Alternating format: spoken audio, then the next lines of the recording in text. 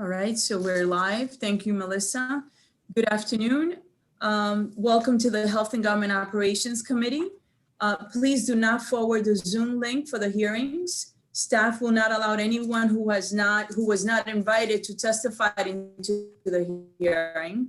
I ask you to encourage people to watch the hearing on YouTube. I am today chairing the committee for the chair, so it is an honor, and I hope I do a good job.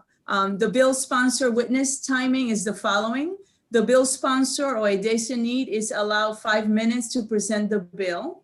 Five witnesses will each be allowed to speak for 2 minutes in support. So the primary sponsor has 5 minutes. The witnesses have 2 minutes. Please stay in the hearing until the delegates have had an opportunity to ask questions, because we will wait until all the 5 witnesses present, and then we will ask the questions. Next, 5 witnesses will each be allowed to speak for 2 minutes in opposition and then respond to questions. Please conclude your remarks when you hear the timer ring that Melissa is going to actually show you. Members must remain present with your video camera on during the entirety of the hearing, please. Members, please ask only 1 question of 1 witness. And if you have other questions, you may follow up offline. Please use the raise hand function to indicate that you have a question that is right next to the participant icon. The bill hearing order today is, the first one is House Bill 135. The second is House Bill 170. The third, House Bill 167. And the last bill of the day, House Bill 233. We will break at approximately 3:15, give or take. If we are not done, we will reconvene at 3:45, because we're supposed to get a little bit of a break for you. So around that time, we will break, but please make sure you come back on time at 3:45. Thank you very much. So now we're going to start with our first bill of the day, House Bill 135. Delegate Young, you have 5 minutes to present. Thank you very much, Madam Chair and Madam Vice. My pleasure. My screen just, did funny things, but I'm going to keep on going because the clock is ticking. HB 135 is Pharmacist Administration of Medicine. You've heard this bill before. In fact, last year it passed unanimously in both committee as well as on the House floor. Unfortunately, because of our abbreviated session, it was not able to pass through the Senate. In order to refresh your memory, I want to take you through what the bill does. The bill expands the ability of pharmacists to administer injectable medications directly to patients. The Board of Pharmacy develops regulations jointly with the Board of Physicians and notifies the prescriber once the medication has been administered. This bill allows pharmacists to administer medication, and in particular to high-risk individuals and patient populations such as those struggling with mental illness or opioid dependence. 29 states allow pharmacists to inject a wide variety of medication. Non-adherence is a major health risk resulting in poor health outcomes.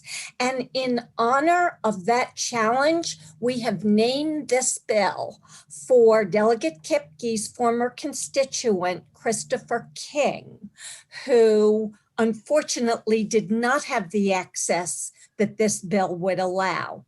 This bill requires appropriate education and communication between a pharmacist and a prescriber, and it was done in accordance with state policy recommendations from the National Alliance of State Pharmacy Associations and the College of Psychiatric and Neurological Pharmacists. There is a lot of research to show that patients find that going to their pharmacist is more comfortable, more accessible, and that is the primary motivation for this bill.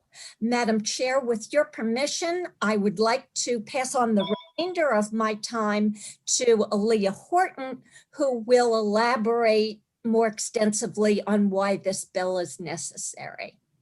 Thank you, Delegate. Ms. Aaliyah Horton, you're next, please. Hi, Aaliyah Horton. I'm the Executive Director of the Maryland Pharmacists Association. Nice to see you all and Happy New Year. HB 135 is the priority bill for MPHA, and obviously we urge a favorable report. As was mentioned, this bill was unanimously passed by the House of Delegates in 2020 and has been substantially modified in scope from original introduction in 2019. To address stakeholder concerns from both the provider and the patient advocacy communities. As Delegate Young mentioned, the bill specifically addresses psychiatric conditions, substance abuse, contraception, and vitamin deficiencies, and fills a gap where patients can get this care quickly and efficiently to address their needs. The bill removes biologics and infusions, and it requires the prescribers administer the first dose unless they explicitly indicate otherwise. And so many of these are concessions that were made to address the stakeholder concerns. Regarding looking at some of the other testimony, there have been some concerns raised as well as some opposition raised, and I want to address those. So one is from the Insurance Commission, and I believe that we can address those amendments in subcommittee without undermining the intent of the bill and to ensure that pharmacists are paid for their services. So I look forward to having additional discussion there. With the Board of Nursing, you'll see in your written testimony that was submitted, there are many nursing organizations that have offered their support of the legislation in its current form. And the concerns raised by the Board of Nursing are really counter to the statutes and regulations that are already on the books for pharmacy practice related to immunizations and contraceptives, and kind of takes it a bit further. And also, frankly, it goes beyond what other practitioners who administer medications and vaccinations are required to do. So we don't believe that those requirements are necessary. For the Maryland Right to Life group, I just want to emphasize that the use of the term maintenance in this legislation means medications that are referenced in their statement of opposition that they'd like to have removed are currently not included in the scope of this bill. Some of the specific ones, mifepristone, Ciconal, phenobarbital, are taken orally and they're not injections, which is the focus of this legislation. And in addition, the FDA already has restrictions on mifepristone that prohibit it from being dispensed by pharmacists and pharmacies. I had tried to keep into my strict time requirements that were given, so I'd want to refer any questions regarding on-the-ground implementation and the specific medications to the pharmacists that are on the panel, but I'm happy to answer any questions related to the work that's got us to where we are now and what we need to do to get this over the finish line and get this bill into law. And so with that, I urge a favorable report of HB 135. Thank you. Thank you. Next, we have Ms. Megan Enright. Thank you so much, committee. My name is Megan Enright. I've been a psychiatric pharmacist for over 15 years. I'm currently an associate professor at the University of Maryland School of Pharmacy and a past president of the College of Psychiatric and Neurologic Pharmacists. Thank you, Delegate Young, for introducing this bill again. This is my third year here testifying on behalf of this bill. And while we've waited and discussed all the components of the bill, unfortunately, I've watched numerous patients suffer without medications and be readmitted to the hospital unnecessarily. Across the country, states have allowed pharmacists to administer these medications, and pharmacists have been able to demonstrate the value and need of the service. During the recent pandemic, the University of Maryland had to create unique ways to administer these medications as psychiatrists went to telehealth. We had to arrange, unfortunately, for patients to come to the ER to receive a maintenance injection because there was nowhere else for them to receive it. The time, money, and resources spent to arrange these was absurd. Additionally, we were pulling staff away from the ER, potentially exposing patients to COVID and allowing so many potential mistakes and problems. As I look across the country, it would have been much easier if the pharmacist could have just administered the medication. As Dr. Horton said, the pharmacist is just administering. They're not prescribing the medication. Additionally, the pharmacists have been trained in a certified program in the administration and monitoring of medications, and they're required by existing regulations to complete continuing educations on administration every time they renew their license. The pharmacist will follow up with the prescriber after administration, and they're really going to increase access to necessary medications for a vulnerable population in desperate need of additional care. House Bill 135 represents an opportunity for the state of Maryland to improve access to care, extend the public health role of trained pharmacists, and improve interdisciplinary cooperations. I ask for a favorable report on House Bill 135. Thank you for your testimony today. Next, we have Mr. Richard Benedetto. Hopefully pronounce your name correctly. Put a little Spanish in there. De Benedetto, thank you. So hi, I'm Richard De Benedetto, and I urge a favorable report on House Bill 135 because it will increase patients' access to care and to pharmacist services. I practice in a federally qualified health center as a credentialed HIV pharmacist on the Eastern Shore and have spent over 20 years in community pharmacy. Patients deserve to have access to all their medications at all times. Currently, there's a massive gap in the provision of quality care concerning injectable medications, not just on the shore, but throughout Maryland. I have regularly found patients that are searching for a provider willing to administer their prescribed medication. Take, for instance, my patient who was recently released from a drug rehab clinic and was provided an electronic prescription for Vivitrol to my community pharmacy to help her stay off of the opioids. She shows up but has no provider to administer the medication. The local doctor's offices did not prescribe the medication and will not administer it to her. And the urgent care clinics will not administer it to her either. I stand in front of her as she is crying, fearful of a drug relapse, willing and capable of providing an injection, but unable to do anything other than recommend her visit to the ER. Pharmacists are accessible to patients and have shown ability to provide safe injections in the area of vaccinations and are equipped to provide patient care and well placed to make a difference in medication adherence. Administration of long-acting psychiatric medications and substance dependence medications are a way for pharmacists to engage in patient care that will increase adherence and relieve the burden from clinic offices. Many new therapies are coming out in the form of long-acting injectables. I'd love to be able to assist my patients by administering these long-acting injectables to help them stay healthy over the long term. Again, I urge a favorable report on House Bill 135, and also remember to get your COVID vaccine as soon as you're eligible. It's going to save lives. Thank you. Thank you for your testimony today. Next, we have Ms. Kaylee Locklear. Good afternoon, Madam Chair and honorable members of the Health and Government Operations Committee. For the record, again, my name is Kaylee Locklear, and I'm here on behalf of the Maryland Chain Drug Store Association. Going to keep my comments very brief, but we firmly support this legislation. And we would point out again, and as you heard, more than half the states in the United States have existing laws that already permit pharmacists to administer injectables. The access the over 1,200 pharmacies in our state provide, coupled with the training and experience our pharmacists have in drug administration techniques and practices, will enhance the delivery of healthcare here in the state of Maryland.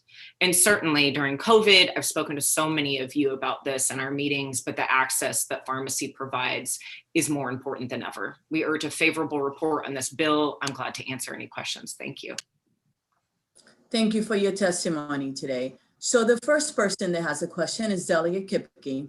And please, for the members, if you go to the participant icon, please raise the hand. Thank you. Thank you, Madam Chairman. My pleasure. I think this question is for Aaliyah. On page 4 of the bill, it requires that the State Board of Physicians and the State Board of Nursing create regulations regarding, it lines out several things there.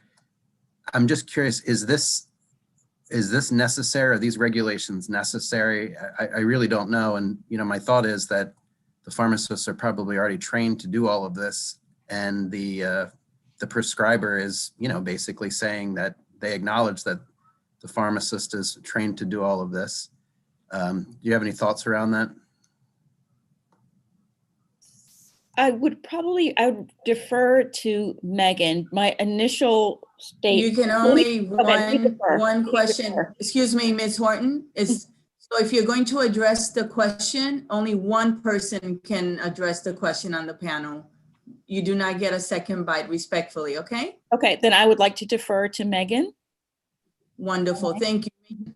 Thank you. The My regulations that would ple- be required between the 3 different state boards, nursing, pharmacy, and physicians, those are regulations set forth to make sure that every pharmacist is trained, credentialed, and ready to provide these. Now, some pharmacists received that training in school. Some have received it after school by going through that program. But given the unique nature of the medications, the antipsychotics and substance abuse, there are some core elements that might need to be included. We also want to make sure that all the regulations are set out so that everyone's following the same procedures, follow up with the physician, how to contact the physician if someone misses an appointment. And so all of those boards would contribute to making sure that everyone was in agreement of how to roll this program out. Okay, that's very helpful. Thank you. Thank you, Madam Chairman. My pleasure. Next, we have Delegate Collison, followed by Delegate Hill. Thank you, Madam Chair. And thank you all for your presentation. I think I'm supposed to know the answer to this, so indulge me. Right now, the individuals that we believe will be served by this bill are being required to go to their physician's office for these, or the hospital for these injections. Right now, persons who would be receiving these will either receive them at their prescriber's office. It could be at a visiting nurse. It could be at a hospital. You are correct that a provider who's prescribing them. Because one of the questions I had is looking at the Board of Nursing's letter, they mentioned insulin, and I felt like insulin is something that people are giving themselves at home, those folks who are comfortable with it. You know, so it seems not a far reach to have someone else. Right now, the current law allows for pharmacists to administer self-administered meds. So pharmacists could give you your insulin if you felt uncomfortable. Most people don't, right? They do it by themselves at home, but we are allowed by law to do self-administered meds. This would allow us to do medications which can't be self-administered. Got it. Thank you. You're welcome. Thank you. And for the members, will you be so kind? I respectfully ask that you put your cameras on. Those are the rules from the speaker's office. Thank you. The next question is Delegate Hill. Thank you, Madam Speaker.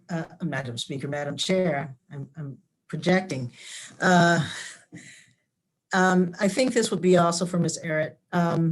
So all the testimony and the justification has been about behavioral health, antipsychotics, and other psychiatric medications. But unique in this bill are birth control, where the pharmacist not only can dispense, but they can also prescribe. So the bill says that the initial dose cannot be administered by the pharmacist unless specifically asked or directed to do so by the prescriber. But since for birth control, the pharmacist can be the prescriber, doesn't that mean that the pharmacist could decide that Depo or some other injectable birth control is appropriate for the patient, having that patient not seen a doctor, and then go ahead and start the injections and let that continue? I'm going to pass this question to Dr. Horton, who is familiar with the contraceptive laws. I should correct the record. I'm not a doctor, so just want to put that out there. But the answer would be yes, and that's already covered in the contraceptive law. And there are a whole series of steps and regulations regarding how and what the pharmacist can prescribe, and the metrics and sort of the rubric that's used to make those decisions. But for all intents and purposes, yes. Thank you. And the last question that I see is Delegate Kelly. Thank you, Madam Chair. Just really quickly, I know you mentioned this in your testimony, but just want to confirm, I'm looking at the technical amendments suggested by the MIA. So you're either comfortable with that language or there's other language we can work on that will make us sort of address their concerns? Yes, I just got a chance to look at it, specifically the one from the MIA with the specific amendments. I think they should be fine. I had some more questions about the one that came from Medicaid, from the MCOs, that I need to discuss some more and look at it with my members. Okay, thank you. I don't see any other questions for this panel. Thank you so much for coming and being with us today. The next panel is Ms. Laura Bagley. Good afternoon. Good afternoon, Madam Chair and honorable delegates. My name is Laura Bogley, and I serve as Legislative Director for Maryland Right to Life. We respectfully oppose HB 135 as written. While telehealth is a worthwhile goal for the state of Maryland, teledeath must be expressly excluded from all telehealth policy and public funding. As written, we believe this bill could commit taxpayer funds to compensate pharmacists for their participation in the distribution chain of lethal abortion pills for self-administration. The bill could authorize reimbursements to abortion pill providers through the Maryland Medical Assistance Program and the Maryland Children's Health Program, which are the primary vehicles for reimbursements to abortion providers in Maryland. Whether pro-life or pro-choice, 54% of people in a Marist poll oppose the use of tax dollars to pay for abortions. And we should all agree that we must put patient safety before abortion politics and profits. The abortion industry is currently pressuring the Food and Drug Administration to remove the important health and safety restrictions on the distribution and use of abortion pills. They want to expand telemedicine to distribute more abortion pills more easily, putting their profits before patients. They promote abortion pills as do-it-yourself abortions and leave women and girls to fend for themselves. We respectfully recommend that the state of Maryland put patients first and adopt the current FDA guidelines that require the distribution and use of abortion pills to be under the supervision of a qualified healthcare provider because of the drug's specific potential for serious health complications, including severe uterine hemorrhage, viral infections, pelvic inflammatory disease, loss of fertility, and even death. We ask for your help in protecting the health and safety of Marylanders by restricting the categories of drugs that pharmacists and others may distribute for self-administration to specifically exclude those drugs commonly used to terminate life through chemical abortion or physician-assisted suicide. We respectfully ask that you preserve the good intentions of this bill by amending out abortion reimbursements or otherwise issue an unfavorable report. Thank you. Thank you for your testimony today. We appreciate it. Are there any questions for this witness? Delegate Johnson.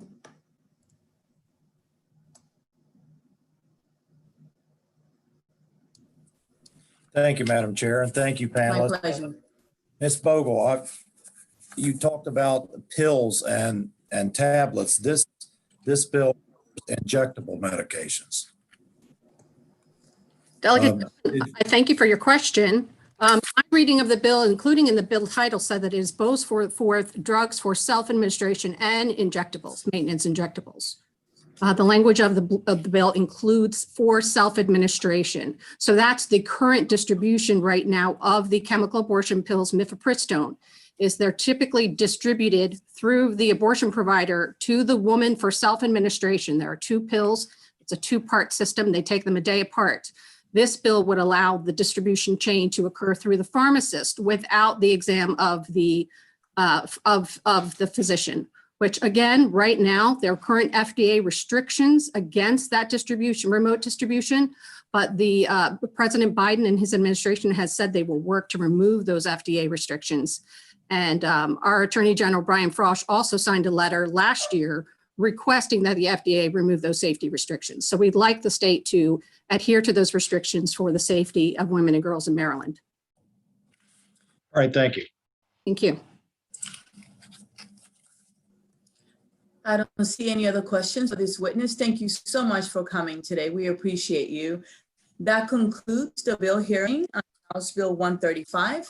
Next, we have House Bill 170, Delegate Young. Thank you again. House Bill 170, physician mail-in rebates, is another bill that you heard last year. We had some controversy with this bill, and I believe that we were at the 11th hour of working out some of those conflicts when session ended prematurely. So we're bringing it back. I would call this a new and improved bill with a lot of compromise in it.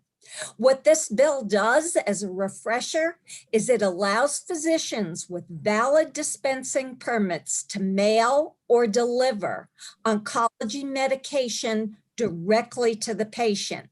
This only applies to cancer patients, and this bill narrows the definition of cancer drugs. Currently, Maryland law prohibits a physician from dispensing and mailing an oral oncology drug to a patient. However, physicians are allowed to dispense oral oncology drugs to Medicare patients. Federal law prohibits PBMs from requiring Medicare patients to receive their oral oncology drugs from a PBM pharmacy. So this bill just applies the same concept that exists in federal law to patients under 65. By law, drugs prescribed for patients with diabetes, HIV, or AIDS are not considered specialty drugs, yet cancer patients are far more vulnerable than patients with HIV or diabetes. The statute that allows PBMs to require patients to obtain drugs from a specialty pharmacy depends on whether the drugs are specialty drugs.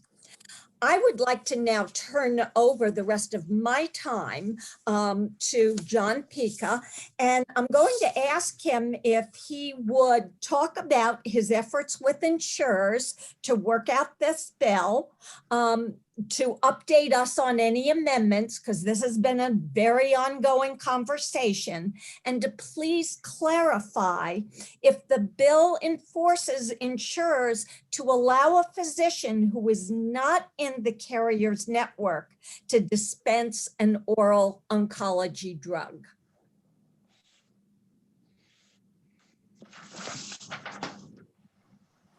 Thank you. So we will Madam have, Chair, go ahead. Good I will afternoon, address Mr. those Pica. as a, can I address that as a question? Yes, please. Okay. So this is not my testimony. I would like my 2.5 minutes to apply some elsewhere, but to answer your question. No, the rule is the following. We don't, excuse me, Mr. Pica, 1 second. The rule is the following. We will call the next witness and everyone gets 2 minutes, okay? And you can address what the delegate brought up in your testimony if you can, and you're the next witness. So go ahead. I am. So can I ask that the 2 physicians testify first? That's fine. I can make that provision. So we have first physician that we have, is it Carolyn Boutros? So, Madam Chair, if I can just interrupt briefly, it's Carolyn Boutros, then Dr. Ferozvi, and then Dr. Lowenschritt. Then I will testify. Beautiful. Thank you. So let's go first with Ms. Boutros, please. 2 minutes.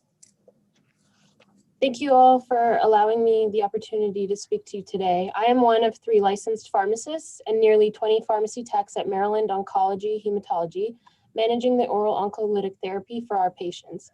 As you may know, many treatment regimens now include the use of an oral oncology medication in conjunction with IV infusion or a standalone treatment. My role in our medically integrated dispensary is to review these oral therapies with our patients, discuss their clinical impact, review drug interactions and side effects, and answer any pertinent questions they may have. Part of my discussion includes the process by which the actual medication is received. Currently, we process these medications under prescription insurance benefits through commercial coverage or Medicare Part D, and they go through several steps before reaching the patient's hands. Obstacles in these processes result in delays in treatment, causing unnecessary worry and confusion to a patient in their already fragile state. My team and I receive calls, emails, and voicemails daily from patients and physicians physicians asking for the status of their oral oncology medication that was prescribed. Upon reaching out to PBM-directed specialty pharmacies, we find out that a prescription has been sitting in a queue for various reasons, resulting in delays in shipment. I have seen these delays range from a few days up into a month. Whether it is the lengthy prior authorization process, astronomical co-payments, or delivery coordination, all contribute to delays in therapy. The significant amount of communication these processes take put our medically integrated dispensary in a unique position that bridges the gap between patient, physician, insurance, and pharmacy, and eliminates the potential for these delays, providing quality care. We have direct access to patient records and the physician themselves to ask any questions that may arise.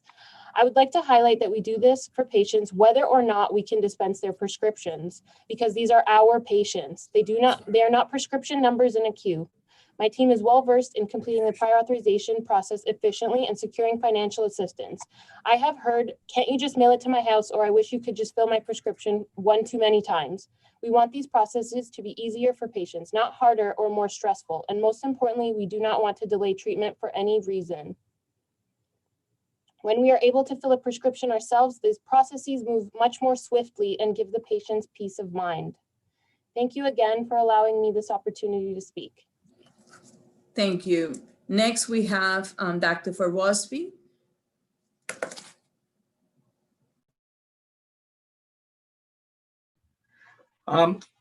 Thank you. Thank you for allowing me to testify today in support of House Bill 170. As you all know, oncology care is very complicated. It requires the careful coordination in a timely manner of multiple different players all working together around access to information and records to efficiently and effectively manage the care of a patient. This is done on a regular basis, and we've been working on this for many years. COVID has really changed that and has made us all have to change how we do things because patients are trying to find ways to get their care without putting themselves in harm's way. Our clinics have been working for many years and decades with an entire team to provide care for patients, with pharmacists, financial counselors, social workers, and physicians all reviewing records and lab results to ensure that patients get the right drug at the right time at the right dose. This coordination and communication is something that does not exist when we have to rely with the PBMs. Our medically integrated dispensing pharmacies are far superior to PBMs on multiple levels. Number one, we have better care coordination. Naturally, when physicians and pharmacists are working together, there's better care coordination, there's less waste. Financial counselors help support patients when they can't get access to drugs and do all of the work for them to get financial support. PBMs only work with the practice when they need demographic information or insurance information. And in my 20 years of work, I've never once had a PBM pharmacist or staff member contact me asking me clinical information about the patient, not once. Secondly, we reduce waste. These drugs are expensive. They can cost $10,000 to $15,000 per month. These drugs require constant supervision, and we know before the drug is prescribed and filled whether or not the patient should appropriately get it. The PBMs rely on contacting the patient and asking them if they're still on the drug before they send the drug. When the patient comes to see me and I tell them they're going to change medication, it's very common for them to pull out a bottle and say, "What do I do with this bottle that just came to me yesterday?" This happens all the time. Thirdly, delays in delivery. We know that when you have multiple players involved, there can be more inefficiencies and delays, and these delays actually impact survival. There's a Cleveland Clinic study showing that with delays— 1 second, doctor. The delegate had 2 minutes and 15 seconds left, so you can have some of her time. Melissa, you can set it, so you can finish your testimony. I appreciate it. Thank you. There have been studies demonstrate that delays in initiating therapy for patients with cancer can statistically significantly increase mortality. This is reality. This is not just a convenience issue or a turf war issue or a financial interest issue. This is life and death. And we know that integrated pharmacies have actually been shown to reduce the turnaround time by 7 to 10-fold compared to a fragmented remote specialty pharmacy. The data is there. These aren't anecdotes. There are studies that have demonstrated this. Because of this, medical societies across the country have overwhelmingly issued statements supporting the choice for increasing access to qualified in-office dispensing pharmacies for patients, and also asking for increased transparency with PBMs. So with that, my ask and our ask for you is not that specialty pharmacies stop delivering drugs. Not that retail pharmacies stop doing the tremendous work that they do that we rely on, but rather that those patients who rely and depend on those medically integrated dispensing pharmacies where they feel comfortable, or they talk to Caroline and others, that those patients have the option in the middle of a global pandemic not to have to drive and put themselves at risk or force a change to another pharmacy solely because of financial interests. It is for this reason, and on behalf of all my patients and all my family members and friends who are dealing with cancer, that I ask you to support this important bill, because this bill will not only improve access to life-saving drugs, it will save money, save time, and most importantly, save lives. Thank you.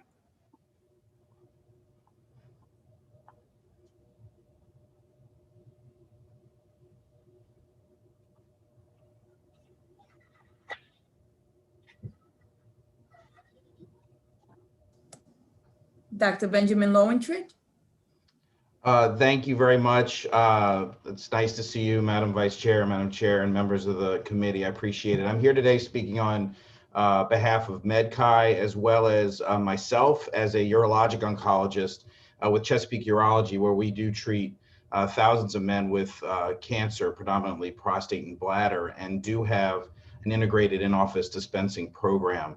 You know, I think what's important, and what I just want to stress in my time, is that dispensing medications is a core part of our medical license. There's no question about this. And what we're talking about today are really anti-competitive measures that the PBMs have taken to control this. But what's important, and I think what you've heard from my colleagues, is these are complex patients, and our ability to do things like adjust doses, pause the dosing, manage side effects, all is encompassed by whether or not the patient is getting their medications in a timely fashion, and then, as stated many times, stopping it in a timely fashion. This can all be better coordinated in an in-office dispensary. The physician office already is doing the bulk of the work in the prior authorization, in the clinical decision-making, certainly on getting on a treatment.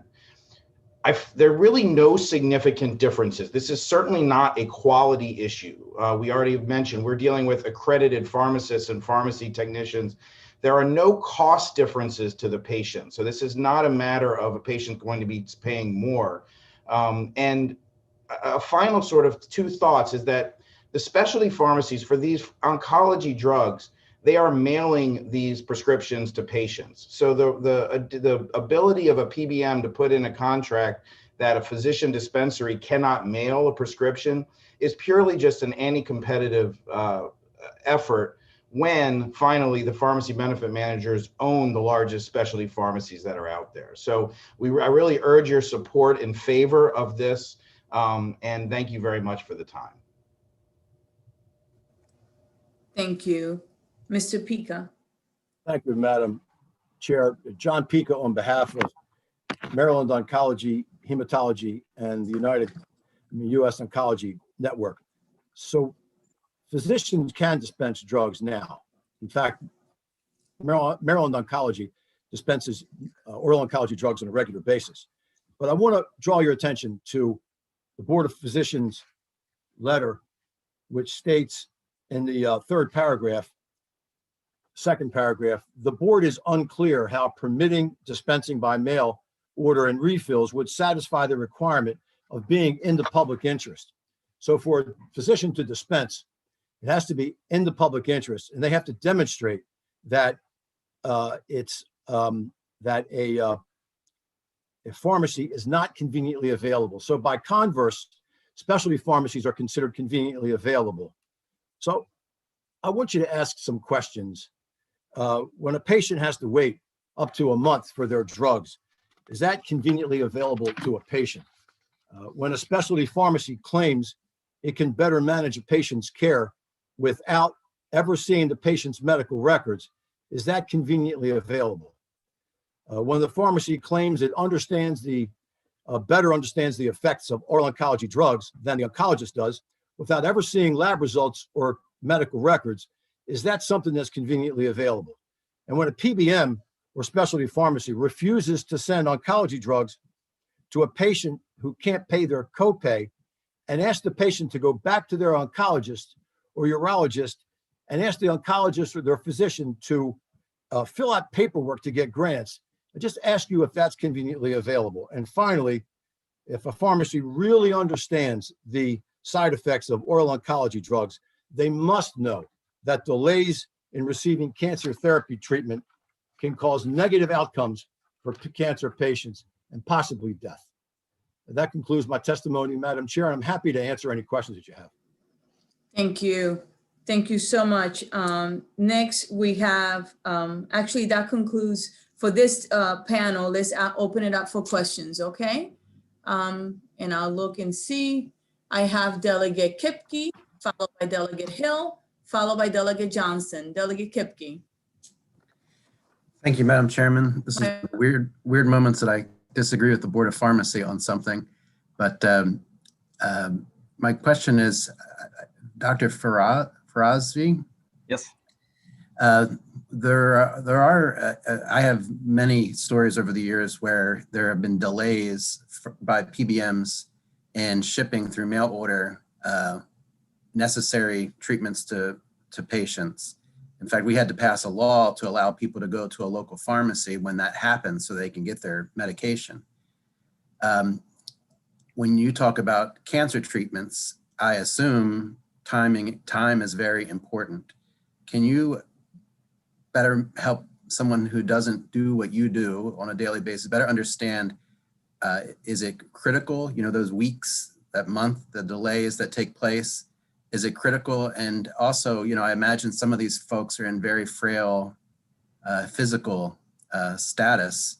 You know, can you help us, you know, give us an example, help us understand better what you're talking about? And if I could just lastly, could you also verify that you don't set what your reimbursement rate would be? They still have control over that? Thank you. Sure. So yeah, first, the easy question. The second question you asked, which yes, we don't set any rates. We rely on, like Dr. Lowentritt said, there's no cost issue or anything here that would impact the patients. To answer your question regarding delays, yes, this is very meaningful and has a significant impact. In my written testimony, I referenced a study from the Cleveland Clinic, which demonstrated that there was a statistically significant increase in mortality, not morbidity, but mortality, death, from delays in initiation of treatment. And this is very meaningful. And nowadays, I mentioned this last year when we testified, that many of these regimens are combinations of intravenous and oral agents. The intravenous agents, we can very comfortably predict in 24 hours we're able to get this drug to patient based on our internal authorization process. When we send that oral drug out to the PBM, it's a black hole. We can't schedule anything because those drugs have to be given in coordination with one another. And so we basically are stuck. And the result of that is tremendous inconvenience, tremendous significant impact on the efficacy of the treatment. If you're not giving the treatment appropriately according to the right doses and the right schedule, you're obviously not going to have the same outcome. And also, more importantly, you know, these patients are stressed, they're anxious. For them, every minute matters. Time is precious. And for them to feel like they're not getting the best care because of something as trivial as this is just, it's hard for us as a physician to swallow that pill. In fact, the Community Oncology Alliance has a blog which is called PBM Nightmares. And you can actually review and see all the different cases where people share their experience with why this is causing significant trouble. Please send us that link. We'd love to read it. Sure. Thank you, Madam Chairman. My pleasure, Delegate. Next, we have Delegate Hill, followed by Delegate Johnson. Hi, yeah, thank you, Madam Chair. I guess I'll direct this to Dr. Lowentritt. Good to see you, Ben. So the Board of Pharmacy states that their opposition is primarily based on the fact that the treatment and diagnosis of cancer is outside the physician's scope of authority, which I find interesting. And they go on to say that pharmacists are trained to protect their patients from cancer medications and treatments, such as chemo, by reviewing the patient's medicine regimen, managing dosage based on individual factors such as weight and vital organ function.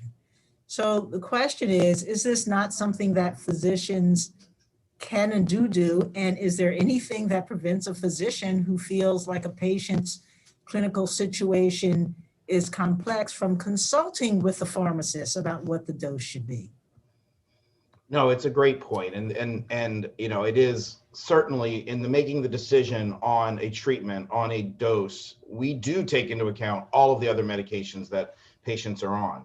We also are working in an environment very similar, if not identical, with pharmacists, with pharmacy techs, with software backup to make sure that all of the interactions are very clear from the get-go. And frankly, we have all that information. If a pharmacist is getting it, and once again, these are not people walking in, seeing a pharmacist in a retail store. These are entirely over phone or over potentially an EMR type of situation, electronic medical record, where the PBM may get some information. It's never going to be as good as the relationship that a physician has with their patient and the overall management in looking at the global aspect of this patient's care. So that claim that there's anything somehow superior to an interaction between a specialty pharmacy and a physician office is really just untrue.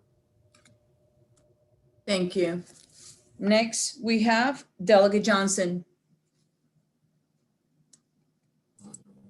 Thank you, Madam Chair. In a roundabout way, that just answered my question. Thank you. Wonderful. Delegate Krebs. Actually, forgive me, Delegate Collison and then Delegate Krebs. Thank you, Madam Chair. I want to, first of all, I want to clarify that prescriptions are sent to pharmacies, not to PBMs.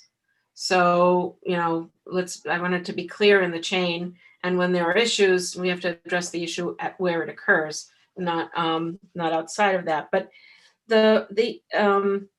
I'm just not understanding how mailing from your in-house dispensary is different from mailing from the pharmacy. And, you know, and I think, you know, you just made the point, doctor, that it's useful for the doctor to be in contact with the pharmacy. And all pharmacies are now delivering by mail. Most of them are now delivering directly to the house, not even by mail. And I think that's going to be a practice that continues after.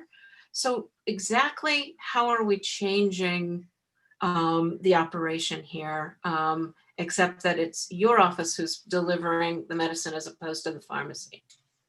Sure, that's a great question. So as you said, this is the practice that's moving across the board. I mean, we can get, you know, our groceries in 1 hour through Prime. This is happening everywhere. There's really no reason it shouldn't happen everywhere. As you said, I completely agree with you. So I mean, I support that notion that all pharmacies, including ours, should have the same ability. In terms of how we're different, I mean, I can give you many, many good reasons. Number one, for example, when my pharmacist reaches out to me and says, should I mail this drug? If we were mailing the drug, they would say, should I mail this drug to the patient? I have to sign off before the drug is mailed. And my signing off is based on my knowledge of the patient, based on what they're doing, their medication plans, the fact that their scan just showed progression, based on their liver function tests, and I can intercede and stop that mailing of a drug because I realize that the dose needs to be changed or the drug shouldn't be mailed. The pharmacy, the specialty pharmacy, doesn't do that. What they do is they call the patient and say, are you still on this drug? And the patient says yes, and then the drug is automatically sent.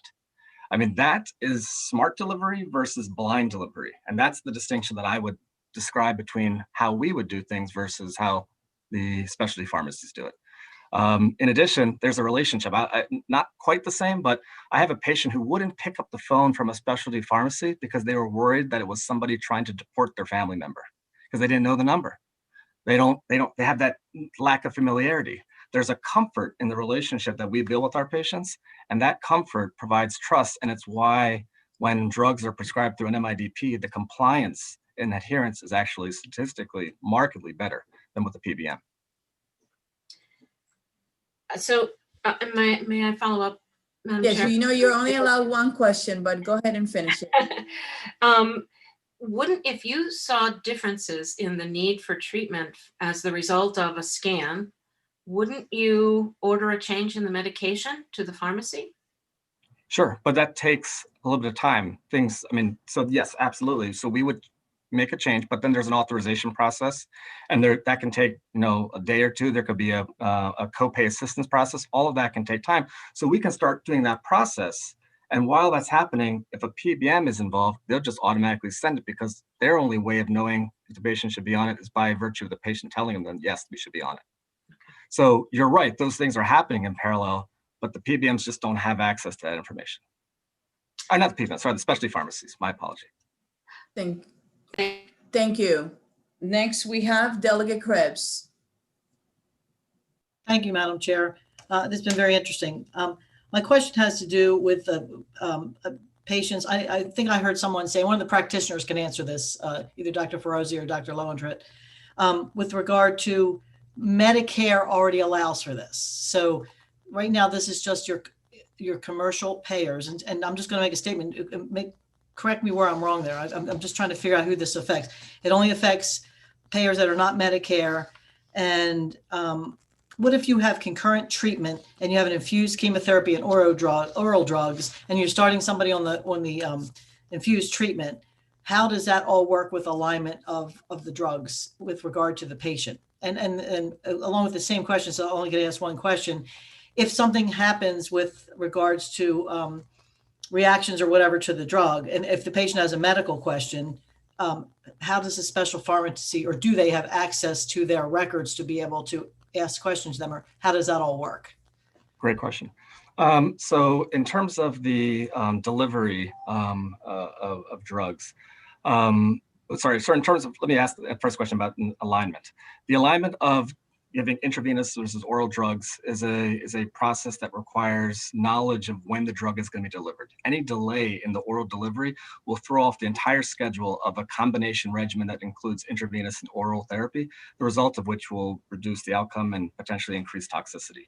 So that process requires complete knowledge of what's happening, and that doesn't happen when we're outsourcing that to a specialty pharmacy.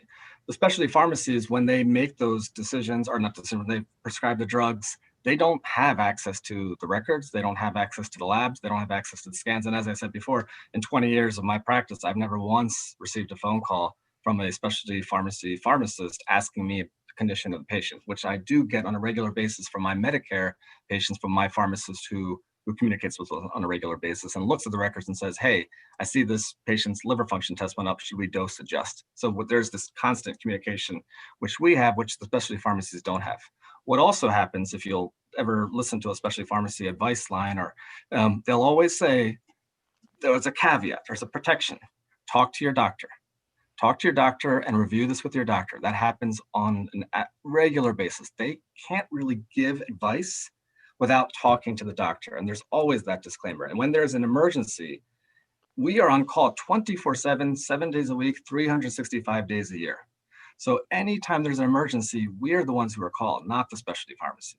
Specialty pharmacy communication with the patient and the practice is only around demographic information and insurance information, or to notify us that they can't get in touch with the patient. That's it. Thank you. That was very good. Thank you. Thank you. Next, we have Delegate Kelly, followed by Delegate Kerr. Delegate Kelly.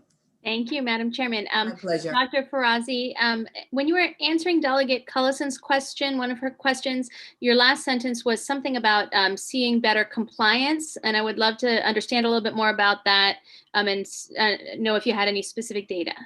Sure. So there's several. So there was a study that was done, I can reference that to you, as I think 93% adherence rate with utilization of medically integrated dispensing pharmacies. But the real world application of this is that when you are prescribing, it's around pharmacogenomics and around personalized medicine, when you prescribe a drug, the right dose and the right time, it's based upon knowledge of all the fluctuations in the drug-drug interactions and the changes in liver function and renal function that can impact that dose. If you do it blindly and drugs are getting sent to a patient, they're getting the wrong dose, they're going to have side effects. They're going to have difficulties, and that difficulty and the side effects create sort of resistance and sort of fear. That's one piece. The second piece is that there's just this trust. When patients know that the pharmacist and the physician are communicating with them, they trust them more. I have patients coming to me all the time saying, my pharmacist told me to do this, but I'm not going to do it until I talk to you. That is a regular conversation that happens to me every week. And so when my pharmacist who works with me, who has a great relationship, and Caroline can show you letters that she gets because of the tremendous care that they give, when she's communicating with them, she knows, the patients know that it's not just my pharmacist who's talking, but it's us because we're always in communication. And that all translates to improved adherence. Next, we have the last question will be for this panel, Delegate Kerr. Thank you, Madam Chair. Can you tell me if there's any evidence that patients are not getting their medicines at all, or there are extreme delays under the current system? And are there any cost savings? I can answer that, or does anybody else want to answer? Or, I guess I'll take it. Oh, go ahead. Sorry, I was just going to say I'm more than happy to take that question. So in terms of cost savings, yes, we do our very best to apply for financial assistance for patients, whether it's through grants or foundations online, or even applying to the manufacturer for manufacturer assistance, where a patient can get a free drug monthly for a year.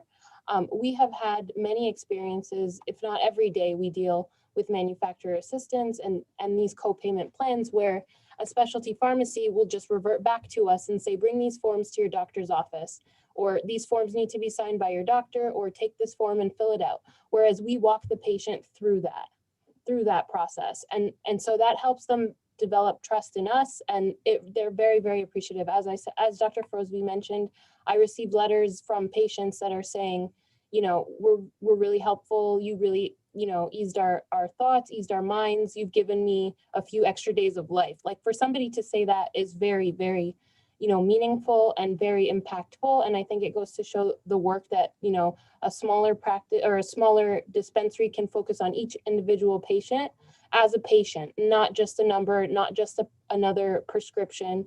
Each patient, you know, we read these charts, we read their stories, we know exactly what's going on with them, and we are in direct communication with the physicians to help them apply.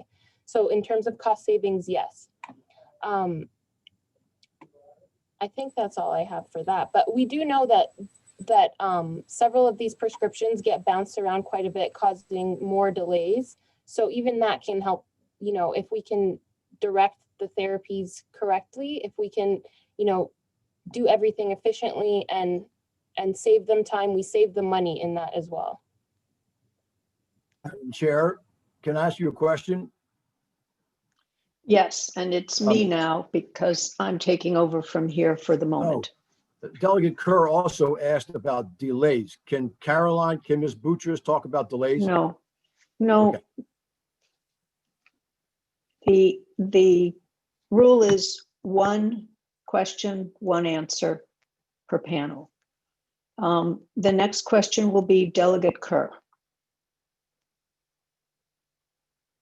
I just asked my question, Madam Chair. Oh, I'm sorry. I thought you were next for some reason. Okay, I'm sorry that all hands are lowered.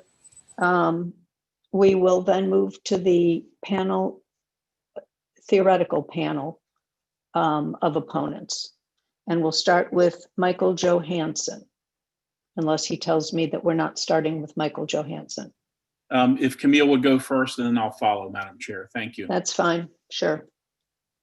Good morning, Madam Chair, Madam Vice Chair, esteemed members of the committee.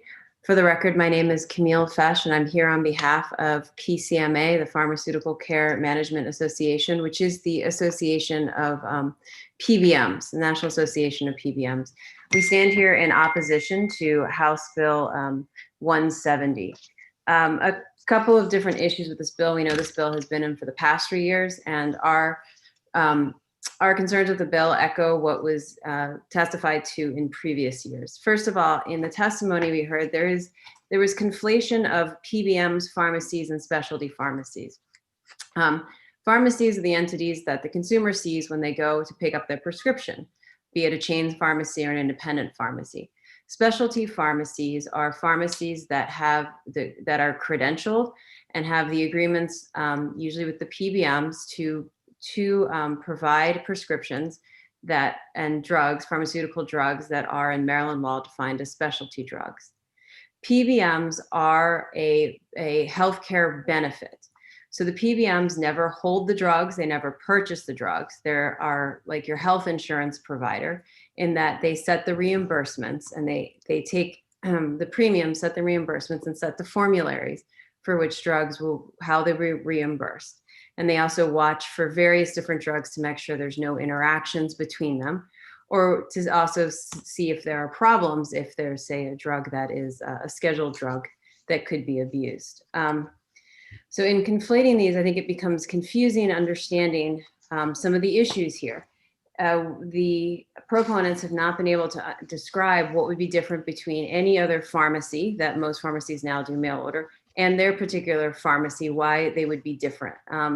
They have anecdotal evidence in terms of timing and other issues, but these are not issues that warrant a change in the law and warrant the physicians to be allowed to become specialty pharmacists without having the proper accreditations and without working with the healthcare insurance to make sure that the patients are properly served. Thank you.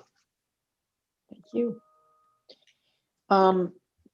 Did you want to follow, Mike? Briefly, Madam Chair. First, Okay. hello to you and the members of the committee. We do enjoy appearing in front of you, and we'll take this version this year. It's the best we can get. Physicians prescribe, they write the prescriptions. And when there's this suggestion that a pharmacy is refilling a prescription that's unnecessary, a pharmacy can only fill a prescription the first time or on a refill if there's an outstanding prescription. And if a doctor knows that a medicine should not be refilled, then they have an obligation to tell the pharmacist not to do so. The pharmacist can't act unilaterally, and certain the PBM does not have an interest on behalf of its plan sponsor, the insurance company, to refill a prescription that isn't necessary. So I just think we need to kind of keep that in mind. Secondly, the proponents want to practice medicine and practice pharmacy, but what it sounds like, they don't want to follow the same rules that all the other pharmacies have to follow, which include, if they want to be a specialty pharmacy, they have to meet the rules that the PBM or health plan set. You know, it's the health plan that determines the rules of specialty pharmacy, and then the PBM implements them on behalf of the health plan.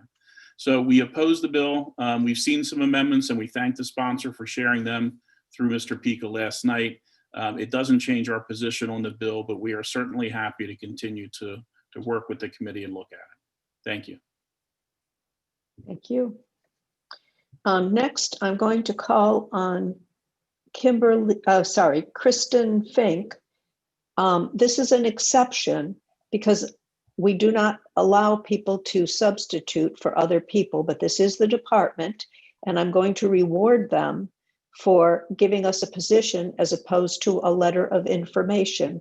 So I have encouraged them to take positions, and since they're doing that, I am going to let them speak today. So Kristen, if you're there, you're next.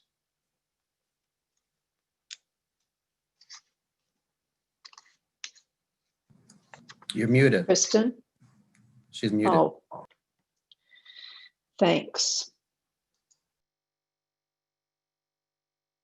Can you hear me okay now?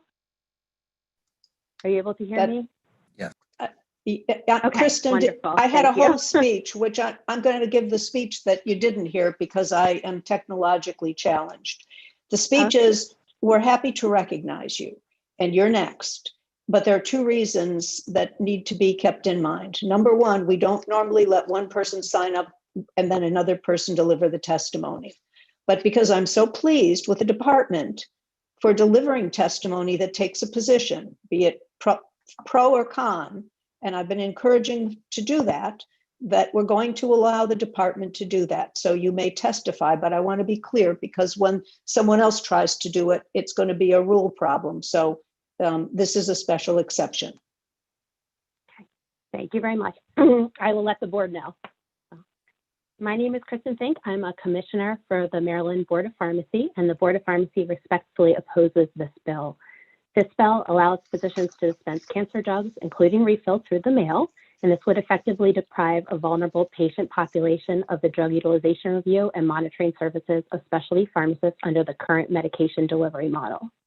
Just as oncologists are specifically trained and experienced in diagnosing and treating cancer, specialty pharmacists are trained and experienced in the appropriate selection, dosing, monitoring, and safe utilization of high-risk cancer medications. Additionally, specialty pharmacists provide valuable case management to their patients and help to ensure continued adherence and side effect management. This bill relegates the vital component of cancer drug therapy from specialty pharmacists, who are the drug experts, to oncologists who may not have the experience, resources, or time to effectively monitor a patient's medication therapy, in addition to their existing demanding practice. While you may hear anecdotal evidence regarding delays to dispensing certain cancer drugs, please understand the most common reason for the delay is often tied directly to the fact that the pharmacist is going through a comprehensive set of safety checks or awaiting necessary lab work to ensure that all clinical and administrative documentation is complete. So once the medication regimen is started, there's no interruption to therapy that could interfere in the effectiveness of that regimen. We make every effort to provide the medication without delay, but we cannot disregard the integral processes intended to ensure the accuracy, appropriateness, and safety of the high-risk medication. There's no added convenience in the patient receiving the medication through the mail from the physician versus the mail order pharmacy, and mail order pharmacies are specifically operationalized to safely deliver medications and respond in a timely manner to patient medication inquiries, whereas physician practices are not designed nor intended to provide these types of services. In a time when we're all trying to do everything we can to increase the quality and safety of medication use, while at the same time containing the skyrocketing cost of care, the last thing we should be doing is fragmenting the drug dispensing process, eliminating the pharmacist safety check and coordination of care, and interrupting the complex system of checks and balances that ensures these medications are used safely and appropriately. Thank you for your time. Okay. Thank you very much. I can now, oh no, Matt Celentano, you're next. Thank you, Madam Chair and members of the House Health and Government Operations Committee. I'm Matt Celentano here today on behalf of the League of Life and Health Insurers, including Aetna, CareFirst, Cigna, Kaiser Permanente, and United Healthcare, in opposition to House Bill 170. We are just having a hard time figuring out why we even need this bill in the first place, and it seems to sort of create more problems than we have had before. First and foremost, the bill takes the pharmacy benefit out of your insurance and places it into a medical benefit with the provider. We have no idea how that will work with your existing insurance, including the interplay with co-pays, benefits, the premium impact that it would have. There's also no pharmacy oversight, which would be different between the medical benefit and the pharmacy benefit. Frankly, it's sort of a square peg in a round hole. We also don't know if the doctors will have all the drugs across all the formularies of all the carriers on hand. This could limit consumers' options of cost and choice, and there might be limited options because they just don't have it stocked. So the physician will most likely pick the drugs that they have in stock to dispense. Also, you guys know this committee passed years ago the gag rule that would enable pharmacists to discuss their cost options with their consumers. These pharmacists will not have any line of sight to that. They will have no idea what the different cost impacts would be. We don't really know if the pharmacist or the physician in this case would have the line of sight to the other drugs that are listed for the consumer, so potential complications. But maybe the most basic question of all is, why do the physicians need to do mail order? The proponents were already talking about how they all have integrated pharmacies. Well, then the consumer could just walk down the hall. If they have a specialty pharmacy that's integrated, they're already doing mail order. And especially during COVID, every one of these pharmacies is mailing to the patient. We respectfully request an unfavorable report. Okay, thank you very much. I'm looking for hands and I see none in my members list. So that ends the hearing on House Bill 170. And we'll now turn to House Bill 167, Delegate Young.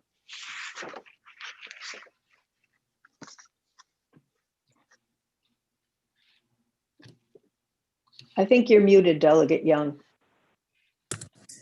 Understood. I welcome. Thanks for having me. I was waiting to see if I was ready to go right into it. So. Go ahead. Understood. Thank you, Madam Chair, members of the committee. Happy to come before you and introduce HB 167, health insurance out-of-pocket maximums and cost sharing requirements calculations. Before I go into my testimony, I just want to acknowledge the work of this committee. Madam Chair, Madam Vice Chair, the work that you've done related to out-of-pocket maximums over the years. This committee has always been committed to the rights of consumers and to patients and finding ways to make sure that medications are affordable. I want to thank you for that work before I even got into advocating for this particular bill. So basically what this bill does requires all payments made by patients either directly or on their behalf to be counted towards their overall out-of-pocket maximum requirements or towards their deductibles. At the end of the day, the bill protects patients from unmanageable out-of-pocket costs by ensuring all co-pays count to help patients with chronic and rare conditions afford treatment that they need to stay healthy. It also, at the end of the day, we realize that the folks that are being affected by this particular issue we're trying to deal with are folks that have chronic issues. Insurance companies have been implementing co-pay accumulator programs more and more over the years, which we have found, and we believe, and also the human impact of this shows that the assistance being provided has been nullified or also minimized by these co-pay assistance or these accumulator programs. What we want to do is make sure that we keep medications affordable. And what we've seen is that when folks have a number of conditions, multiple conditions, and they need medications that are not, that don't have a generic, that they would require some sort of assistance to cover, but they can't get it, or they've already reached maximums, they will forego taking any medication at all. And this is an opinion, this is what's happening across the country. And it's a very small group. During the interim, I appreciate all the conversations with members of the committee related to this bill and the folks that have reached out to me and the advocates. The human impact of this is that when you can't afford your medication, or there is a medication you can afford some of them but not all of them, and you have to go without, you end up becoming more sicker. You have to make decisions based on what you can afford and what you can't afford, which ends up putting stress on the system, putting stress on, one, how Maryland provides medical services and how much it ends up costing. But we run into the same issue that you've dealt with, that I've dealt with on the Appropriations Committee. We're talking about tangible costs versus potential savings related to either implementing a program or fixing something that doesn't have a tangible value. If we cut a program that's worth $1 million, then we find $1 million that can go to something else. If we help to solve a problem that we know is happening, as in folks not taking their medications, becoming sicker, and then having to then receive more treatment within the system, there are potential cost savings, but there's not tangible cost savings. And I believe, the advocates believe, and we believe the data shows that by shoring up the current way that out-of-pocket maximums are calculated and clarifying what counts and what doesn't count, we can make sure that patients are receiving the care that they need that has been determined by them and their doctor, and they can stay healthy and not have to receive expensive treatments related to their care that is already unique and of a condition that would be expensive on its own. So with that, I will conclude and just thank all of you for the opportunity to present this to you again and for your willingness to discuss this issue during the interim. And now that the session is here in 2021. Thank you, Madam Chair and members of the committee. Thank you, Delegate Young. Our first witness is Carrie Koenig. I would like to defer to Stephen to go first, please. That's fine. Thank you. Stephen Schultz, please. Yeah, thank you, Chairperson Pendergast and members of the House Health and Government Operations Committee. My name is Stephen Schultz. I am the Director of State Legislative Affairs for the Arthritis Foundation, which represents 1.1 million Marylanders living with arthritis. I'm also here on behalf of the 26 patient and provider organizations in the Maryland All Copays Count Coalition. It's my honor to come for you today to testify in support of House Bill 167, which ensures that all payments made by patients either directly or on their behalf be counted towards their deductible and out-of-pocket cost maximums. Thank you, Delegate Young, for introducing this important bill. Let me just provide just a quick example of what the problem is that this is attempting to solve. So there's a patient who's using their copay card at the pharmacy to help pay for their high out-of-pocket costs for their treatment. By the time March arrives, their pharmacist informs them that their copay assistance has run out. The pharmacist tells them that they actually owe the full cost of their drug.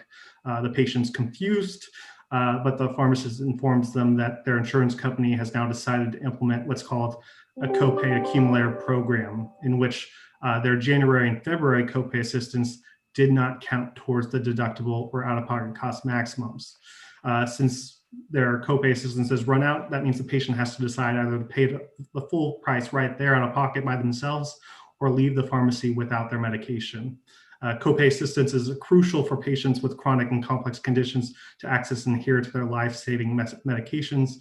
When these patients fail to take their medications as prescribed, costs will increase to the healthcare system through hospitalizations and disease progression. I'm happy to talk further about kind of what the opposition will say, but I think they'll say that this is kind of steering patients to high-cost prescription drugs. But for patients with chronic and complex diseases, there are really limited, cheaper options, and insurers already have utilization management tools that kind of steer patients towards cheaper options before the plan approves medications like the ones that we're talking about that have this type of assistance. Finally, I'll say that a number of states have already enacted similar legislation like Virginia and West Virginia, and we expect 20 states to consider similar legislation this year. And so hopefully Maryland will be amongst them. Thank you. Thank you very much. Carrie Koenig, are you ready to testify? Yes, thank you. Good afternoon, everyone. My name is Carrie Koenig. I live in Odenton, and I am the parent of a child with hemophilia. I do work at the Hemophilia Federation of America, but I'm here today to speak in my personal capacity for support of HB 167. My father has hemophilia, and I am a carrier. My 10-year-old son, Nicholas, was diagnosed with severe hemophilia when he was just 2 days old. I knew that my son would require lifelong, high-cost treatment to live a healthy life. Nicholas began a regular regimen of infusions through an IV to prevent bleeding episodes after he experienced his very first bleed at 11 months old. Bleeds can cause cumulative and irreversible damage, so preventing bleeds in Nicholas is key to preserving his lifetime health. Since there's no cure for hemophilia, to prevent bleeds, he infuses clotting factor on a regular, ongoing basis. Even though Nicholas is a well-managed hemophiliac, the cost of his medication averages about $300,000 per year.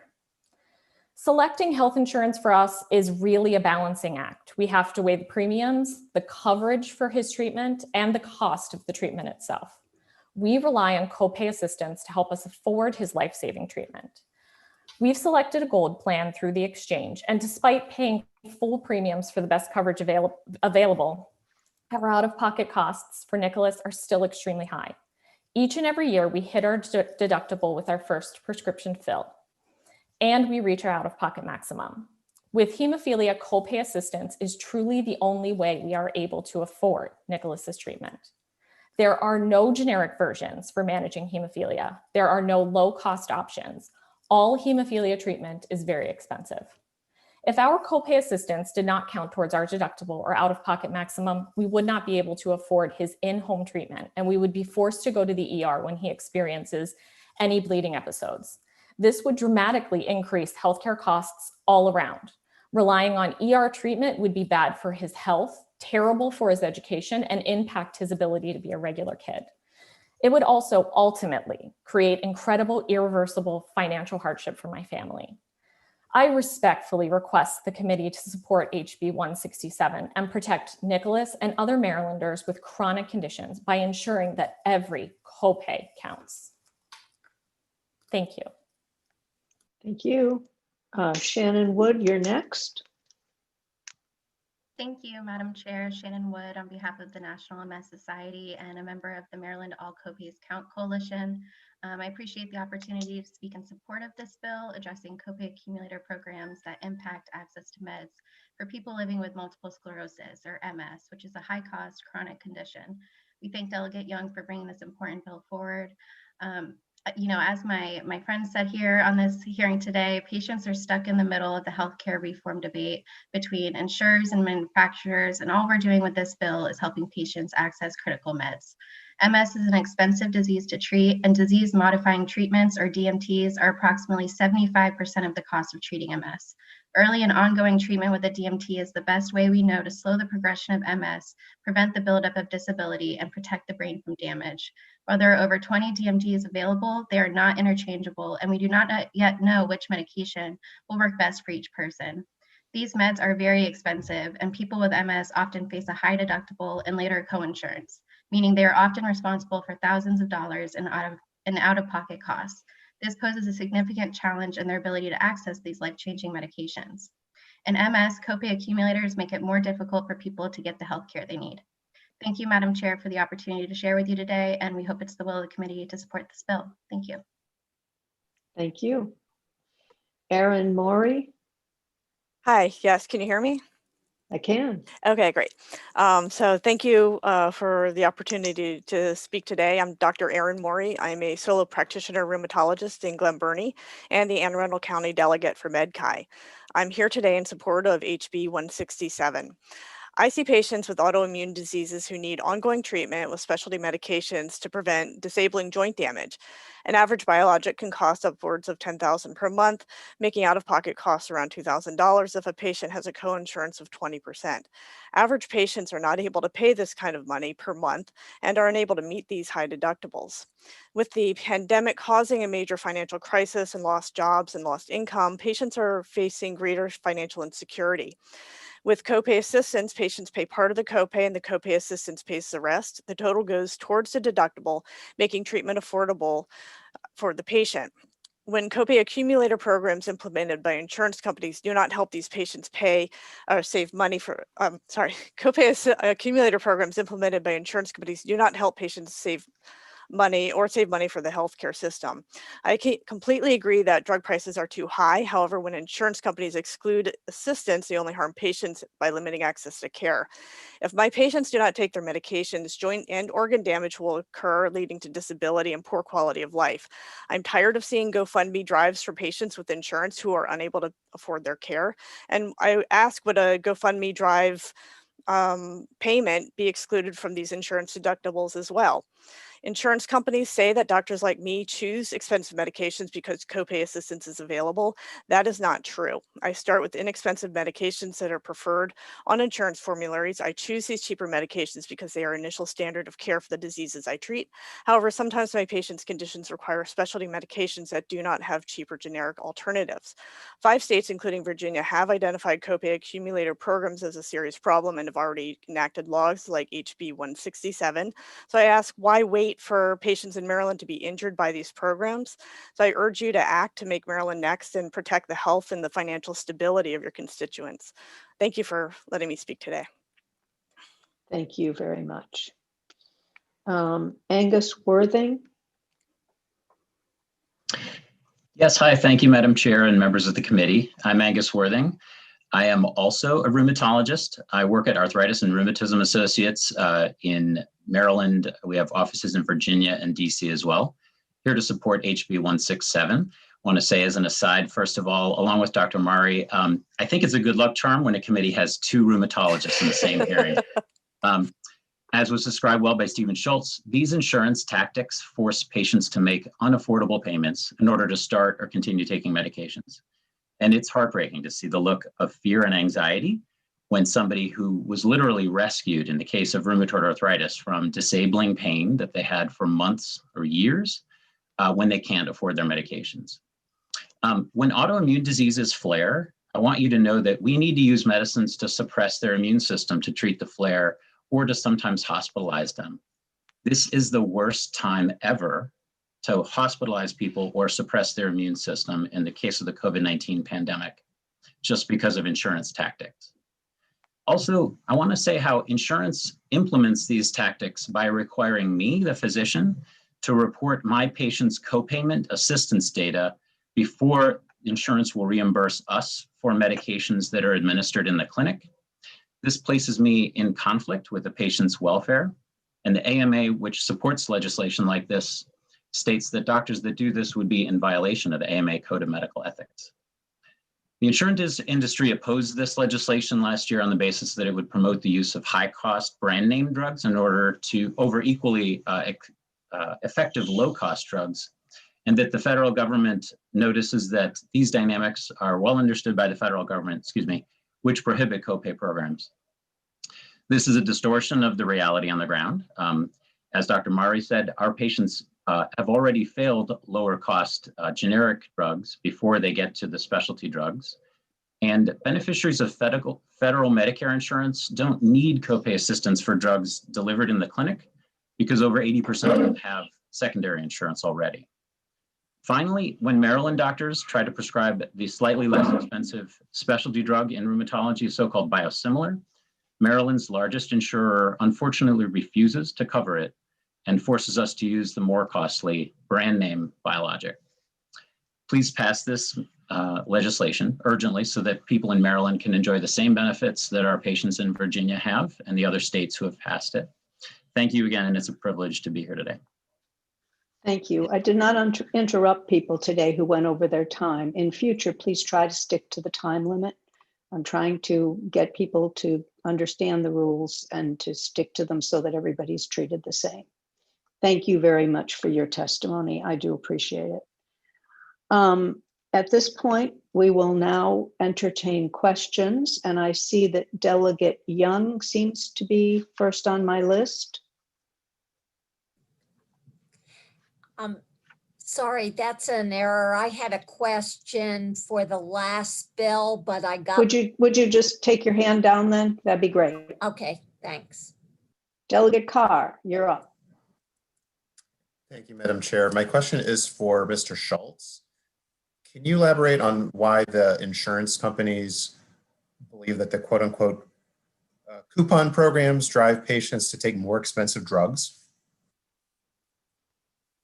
Yeah, I think the biggest element of these types of assistance is that is a focus on the fact that these are very high-priced medications, and I think, like others have stated, is that I think we understand from the patient community that these are high-cost prescription medications. But I think where we differ is the fact that most of our patients, like the doctors have explained, have to go through a process of getting these medications.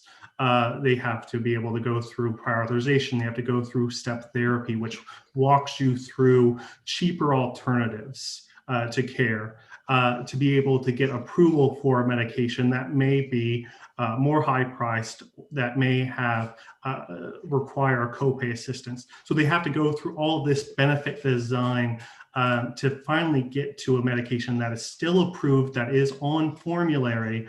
And I think Dr. Worthing talked a little bit about the fact that some alternatives may not be on formulary, but even the biosimilars that he mentioned, I think as they come to market, may not be as cheaper as their alternatives, just for the fact that they are all in this space very advanced medications. There's no kind of quote unquote generic for a biologic. It's called a biosimilar because they're similar in nature but not exact.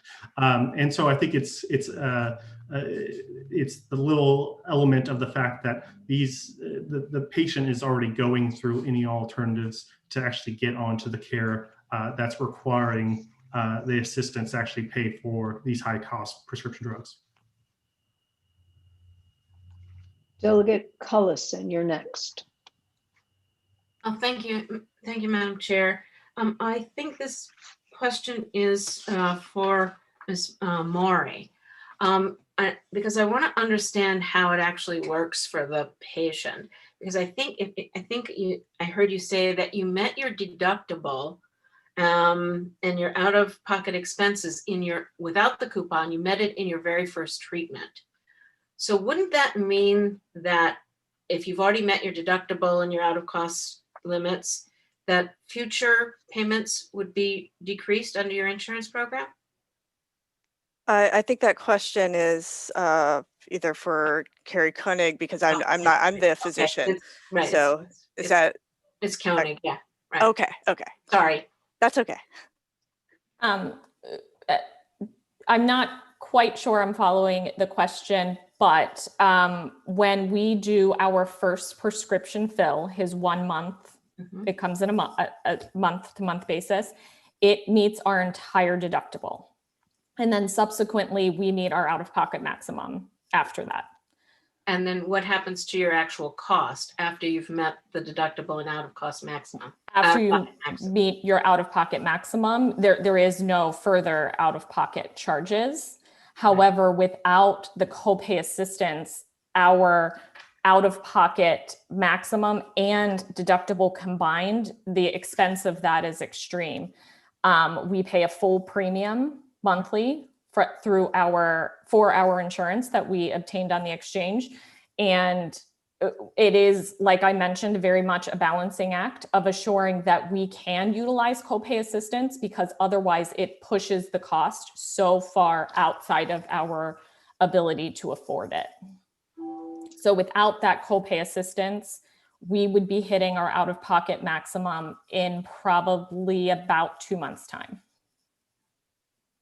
But again, I'm going to go back to the fact that your amount of out-of-pocket expenses is already done at that point. At that point. And then how long does the assistance last? Oh, okay. I'm sorry, I didn't understand that. Our copay assistance is exactly the same amount of our out-of-pocket maximum. And that was part of that balancing act of assuring that we could afford our insurance and his treatment. And that's forever. You're going to get that coupon forever. We don't know forever. We know that each year it is available to us, and it has been. So it is something that we can't guarantee forever. But what we really would love to see is that we know that these copay programs that we rely upon are counted towards that, and we don't turn around and have to pay on top of it. Thank you, Madam Chair. Very welcome. Next on my list, Delegate Hill. Thank you, Madam Chair. I'm also a little confused here, and I don't know, maybe the sponsor can decide who should answer this question. All the opposition keeps talking about these manufacturer coupons. But my understanding as I read the bill is that the bill doesn't care where the patient or the member gets the money, whether it comes from a philanthropic organization or not-for-profit that says we'll help cover the cost of your prescriptions. It doesn't care if it's coming from the manufacturer, whatever. It's just saying that if I have $1,000 in deductibles and I get someone to pay for 800 of that 1,000, I want credit for the whole 1,000, not just for the 200 that I personally paid. So I get a little confused that they keep talking about the coupons, and I'm really asking for some clarification. Sure. No, appreciate it. I just want to agree with you too. I think that the focus has been on coupons from the insurance companies, but it is much broader in terms of the bill, and you're right. And I was going to ask Steve Schultz if he'd chime in. Yeah, I think I was going to say the exact same thing, is that we've structured this bill in similar bills across the country, including ones enacted in neighboring states like Virginia and West Virginia, in a way to encompass that, is that that third-party payment, no matter who it's from, that it should count towards a deductible, because why does it matter? It's they're receiving the funds to pay for the prescription drug. And I think it opens the door as far as the fact that they're able to track these funds from a manufacturer. And that's why they talk about it. But if they're able to track funds, like say from a GoFundMe or from other methods, then they could possibly implement accumulators or restrictions on that assistance counting for cost sharing requirements. Similar. So we are thinking broadly from that standpoint on this language to make sure that no matter what restrictions come in the future, that third-party payment is paid. So absolutely. Thank you. Thank you. And seeing no more hands, I'm going to turn to the opposition, headed by or begun by Michael Johansson, unless you tell me otherwise. Thank you, Madam Chair. I'll go ahead and go, and I'll be brief. And I think Matt Celentano would probably be next to kind of lead the effort. But I'm Mike Johansson on behalf of the PCMA, the Pharmaceutical Care Management Association. And, you know, I think the discussion around coupons is a great one because the bill includes coupons. So if you have a standard tiered benefit for prescription drugs, let's assume it's a $25 copay for generics, it's $50 for preferred brands, and it's $100 for non-preferred brands, meaning usually there's a brand on the middle tier, but if you really want something that your doctor thinks you should have, but it's not required, and you really want the brand on the high tier, you're gonna pay $100. If the manufacturer gives you a coupon of $100, thereby incentivizing you to go to the drug on the third tier because it's not costing you any money. When that drug is now a $1,000 drug to the insurance company rather than a $250 drug, which would have been the drug on the middle tier, that's where the coupon comes in and then adds cost to the system. So if this bill were limited to people with economic need and they were on a manufacturer assistance program, then I think it's a much different conversation to have. But this bill is wide open to the type of coupon abuse. As I testified to last year, the federal government prohibits the use of these coupons in Medicare Part D because they don't want manufacturers creating incentives for someone to choose a more expensive drug of the manufacturer. The coupons come from the manufacturers, right? So they're incentivizing someone to engage in the activity of buying their drug. So, you know, in the end, however, PBMs administer plans that the carriers want us to. So the ultimate decision of how it's counted and how it's treated is left up to the health plan, and we will simply administer what they tell us. Thank you. Thank you. Matt Celentano, would you like to go next?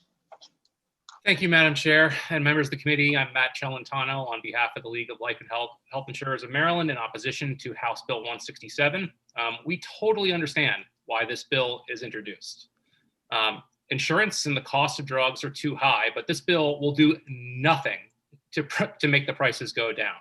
Prices have exploded in the past decade, and now we see that about a third of your entire premium goes to pharmacy, more than hospitalization. It was not this way 10 years ago. We need to address the high cost of prescription drugs. We don't need to incorporate a kickback scheme into the market, which is exactly what the copay is, or a coupon is, sorry. Coupons look really good at face value, but it's just really a sugar high. They're wolves in sheep's clothing that mask the incredibly high cost of these drugs. If the manufacturers really wanted to do something about creating affordable options for the coupons, they would lower the cost of the drugs. Why do they have to incorporate a coupon in the system? It makes absolutely no sense. The coupons also just promote higher cost drugs. They don't offer coupons for their equally effective and less expensive drugs. For the generics, they only do it for the high cost drugs. There was a recent New England Journal of Medicine study that showed that coupon use increased name brand prescriptions fills by 60%. There are dozens and dozens and dozens of these studies that show that coupon use is just inflating the cost of the highest cost drugs. There's a real reason why Medicare and Medicaid have banned the use of coupons, because everybody knows it's just a kickback. It's nothing more than that. The coupons might be good, be a good scheme at the consumer at the counter, but they do nothing to reduce the cost of drugs, and they're actually increasing the overall drug spend for everybody else, which in turn increases everybody's premium. The bottom line is we shouldn't need a coupon to help folks afford life-saving drugs. We should have these drugs lower, and we're in opposition to this bill. Thank you very much. Thank you. And the last witness of this panel is Camille Fesh. Good afternoon. Thank you very much, Madam Chair, Madam Vice Chair, and esteemed members of the committee. Camille Fesh, delighted to be here virtually. Mr. Johansson, Mr. Celentano have pretty much put on all the points, but it's important. Want to point out that PCMA has submitted a one-pager explaining the nuances of copay coupons and accumulators. Sorry, coupons and copay accumulators. In addition, want to highlight testimony previously that stated that this bill merely shifts the costs onto other patients. There is a pool of premiums that are paid to the insurance companies, and those are used to pay in a particular formulary in order to make sure that the cost of prescription drugs is spread among the pool of the insureds. What this does is it allows individuals, and I know they're mostly high cost drugs, to have the coupon, but then that pushes the cost of the drugs to the other drugs within the system. So it favors one particular disease or over others. And this is a thwarting of the plan design that is carefully crafted in order to make sure that every participant in the insurance company has the lowest possible amount that they pay for their drugs, no matter what their conditions are. Thank you very much. Thank you. I'm looking for hands. I do not see them, but anyone can correct me if oh, there's one. Delegate Cullison, did you have a question? I do, Madam Chair. Thank you. So I'm wondering if Mr. Celentano, you alluded to, and also Ms. Fesh alluded to the fact that this would increase the cost of drugs for others. Can you explain why or how that would happen? Yeah, sure, Delegate Carlson. So by inflating the cost of these drugs, we're increasing the spend for everyone because carriers buy the drugs and put them on a formulary. So we're not just buying it for one patient, we're buying them for all of the beneficiaries of the plan. So we talked a little bit earlier, there were some proponents that talked about how the copay or the coupons help them with their copays. That's great, and that's fantastic. But once the beneficiary has fulfilled their deductible, those coupons go away, and the manufacturer charges the insurer the full freight of the drug, which was inflated in the first place. So then the insurance company is responsible for what the inflated cost was to begin with. That adds to the spend, to the overall spend of the entire marketplace, and we have to pass along in premium. Might I follow up just with one quick question, Madam Chair? So if when there's a coupon and the consumer presents the coupon at the pharmacy, where does that coupon go from there? And where does the amount of that coupon, does that amount of the coupon go back to the insurer? No, the insurer never gets $1 from the coupon.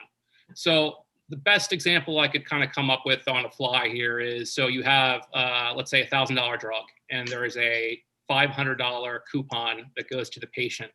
The $500 coupon goes back to the pharmacist, which kicks it right back to the manufacturer. It's just a kickback scheme. The other $500 in which the patient is responsible for, they get access to the coupon. So if they have, let's say, 10% co-insurance rate, they pay $50 for the drug, the insurer picks up the other $450. Once they're through their drug spend deductible, then the bill just goes to the insurer for $1,000. So that's where it's not early, it's in the end when it ends up costing a lot more in the long run. Okay, great, thank you. Okay, Delegate Hill, you're next. Delegate Cullison, if you'd take your hand down, that'd be great. Thank you, Madam Chair. So again, I feel like we're having a discussion of two different bills. So you've got a manufacturer, just help me out here, guys. You got a manufacturer, you've got a PBM, you've got an insurer. You guys actually talk to each other and come up with contracts and agree on what you're going to pay. You've got a prescriber who makes the determination about what the drug is that they want to prescribe to the patient, regardless of how tempting a coupon may be to the physician who doesn't even know they exist. You've got a patient who can't get a drug from a manufacturer, no matter how enticing the coupon may be, unless the prescriber prescribes that medication. And you have the pharmacist. So the only people who get to discuss the cost that they're going to pay for the drug that the patient gets are the PBMs and the insurers. So the question is, why are we, Matt, you said that this doesn't lower the cost of prescription drugs, but that's not the goal of the bill. The goal of the bill is to limit the out-of-pocket cost of the patient and what they have to pay. And it does seem to do that. I don't see an amendment offered by you all to exclude the manufacturer's coupons. I don't see anything that gets to your issue. And it seems like you've got a real problem, but this isn't the bill to address it. And this bill is really taking care of the patient and what they have to pay. So what am I missing here, Matt? So Delegate Hill, I would refer back to the doctor that was in the proponents panels and said that they know exactly that the coupons exist. None of the carriers have any problem with another source of folks contributing to the deductible. The problem comes in when the manufacturer has a direct financial incentive to help you with their deductible so they can charge us more later. The bill doesn't say explicitly coupon in it, but that's exactly what this bill is and what we've seen it across the country. It is just an attempt by the manufacturer to charge the insurers more. And to clarify again, but you guys negotiate that price with them. So they can't charge you any more than you're willing to pay, correct? No, that's not correct. The manufacturers can increase their costs at any time. They can change the list price whenever they want to. There's no price control on it. And we might have a prescription or a formulary for a little while, but then they can change it anytime they want to. They can change the price of the drugs and the carrier is at the mercy of it because we have it on the formulary. Okay, thank you very much. Delegate Lewis, you're next. Thank you, Madam Chair. Thank you to the bill sponsor and panelists. My question, I think, should be directed to Mr. Celentano. You mentioned that this coupon arrangement does nothing to lower the cost of drugs, so that, if I understood you saying, it doesn't really help the patient, and it definitely doesn't help the system. Cost to the system are magnified because of the use of coupons. So my question for, I hope I understood that. My question for you is, if this coupon system doesn't help patients and has a negative impact on the whole healthcare system, cost of the whole healthcare system, what's a solution to bring down costs to help patients and to bring down costs to help the system? If it's not this bill, what is it? Not this bill. It's do something about artificially having the manufacturers set these incredibly high prices for no reason. That's the problem here, is that why are they offering a coupon in the first place? They're offering a coupon in the first place because they know that the consumer can't afford it. Well, why are you offering a coupon? Just lower the price of the drug. That's what you should do. And if I may, Madam Chair, does this body have any, Delegate Hill said you all hadn't offered any, the opponents hadn't offered any amendments or any other suggestions. Like, how do we interact with manufacturers? Does this body have the authority to affect manufacturers' pricing? You guys took a historic step by passing the Prescription Drug Affordability Board. There is an incredible amount of work to do at that board. I think you guys just overrode the governor's veto to give it proper funding to do the work. There are already insurers that are adding their voice to that board, who have already shared data and presented at the last meeting. There's incredible work to do there. It's the first place in the entire country, but we got to let them do the work. That being said, prescription drug costs have exploded in the last 10 years. And it's not because they're spending more of a percentage on research and development. It's because they know they can get away with the high prices. We have to do something about it. Thank you. Thank you, Madam Chair. Thank you. And I will take my hand down. Okay, excellent. That is going to be our stopping point until a half hour from when we actually adjourn. And we're going to take that half hour as promised to have time to come back so that we're not sitting for hours, too many hours at a time. I do want to say things seem to be working rather well. People seem to be muting themselves when they are not speaking. People seem to be raising and lowering your hands. But before we leave, I have to say that, yes, Mr. Celentano mentioned the drug pricing, the Drug Affordability Board, whatever it's called.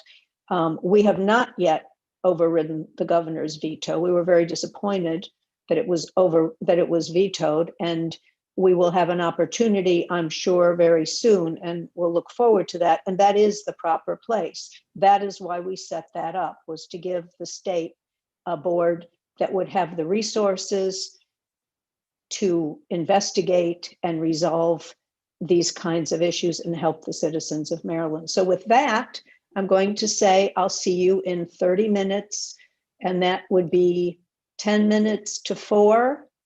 Correct me if I'm wrong. Okay, enjoy your break and thank you.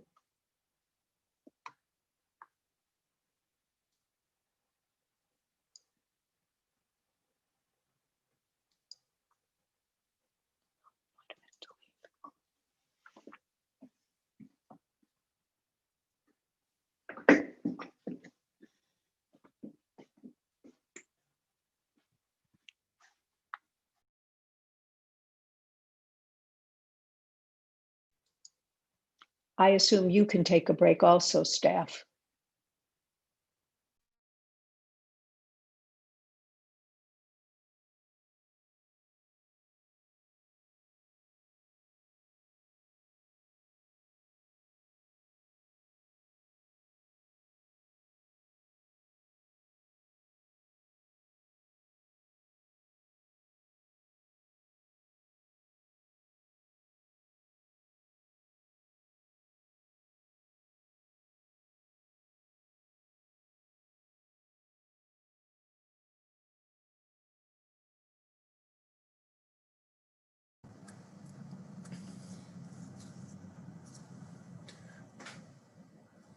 In honor of the chair, I'm having some ice cream.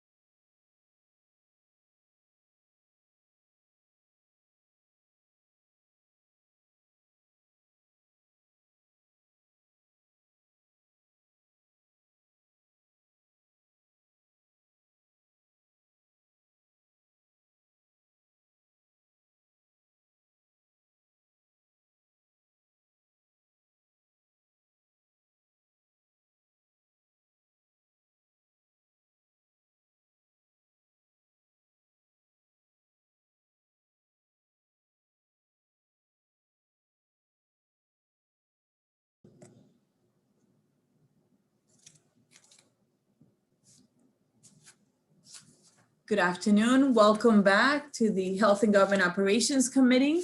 We have one final bill left, which is House Bill 233, Delegate Semple Hughes, State Board of Professional Counselors and Therapists, Maryland Music Therapists Act.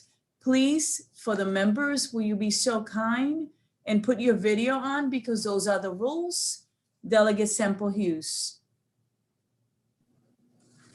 Thank you so much, Vice Chair Pena-Melnick, Madam Chair, and all members of HGO. I am here before you today asking for your support for House Bill 233, State Board of Professional Counselors, Maryland Music Therapists. I would like to just begin to bring attention to the mere fact that although the title of the bill says State Board of Professional Counselors and Therapists, that is incorrect, and yes, I have an amendment. When I submitted this bill for early file or pre-file, we were still in the process of identifying which board that this particular entity could go under. So today, I would like to make you aware that the bill is now under, for consideration, under the Board of Audiologists. This bill has been before you for many years. But I must say that progress has been made, and it's important for me to share with you what has been done. The bill would create a state licensure system for music therapists, ensuring that they are able to receive all the same benefits and are securitized and qualified in the same way their peers in other fields are. To be specific, music therapy can be used to address patient needs such as respiration, chronic pain, physical rehabilitation, diabetes, headaches, and many, many others. I had a personal experience of this being used for my son when he was in a tragic accident in 2017. Part of his process and rehabilitation was the ability to have music therapy a part of that. While they were changing his bandages, he was in excruciating pain. And with that pain being endured, I often wonder what could help alleviate the pain besides opioids. And what we were able to learn and what he was able to experience was that music therapy was a tool under the belt of those present to help him get through the pain. So certainly as a mother, I didn't want to push opioids or push any of those things, but as you know, sometimes those things are needed. But what we do have in our toolbox, and we want to have in the state of Maryland in a more formalized format, is music therapists to do that job that I have mentioned.